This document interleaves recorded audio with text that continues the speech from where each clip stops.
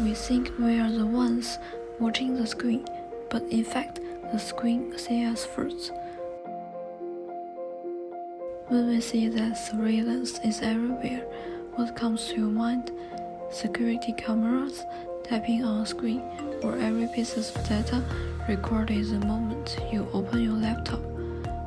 In reality, surveillance does not only come from machines, it often emerges from our own imagination of being seen.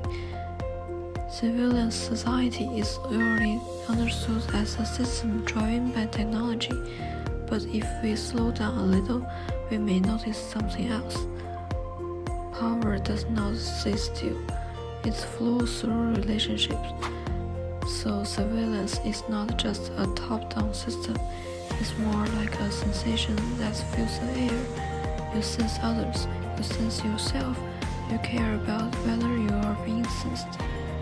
That is why, even when no one is actually watching, we unconsciously adjust our behavior. Like when you are standing at an intersection, the camera doesn't make the red light any redder, but it does make your behavior. Surveillance devices do not directly command us, they teach us to self-manage. It is a gentle yet persistent force that, again and again, nudges our behavior towards the predictable, but that is not the whole story. In the digital age, we also begin to monitor technology in return. Have you noticed that when you scroll through your phone and see recommended content, you can't help asking yourself, why this?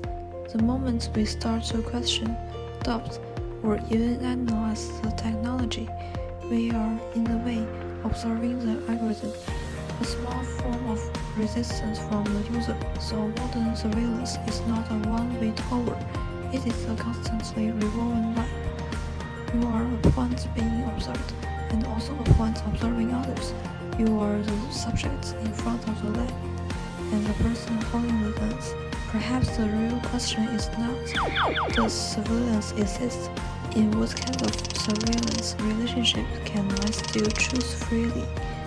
When we try to understand surveillance, what we see is not cold machines, but how a society through watching and being watched, showing and hiding, complaining and questioning, gradually shapes our everyday life.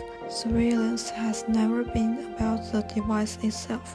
It has always been about how, in this world, we influence each other, shape each other, and see each other.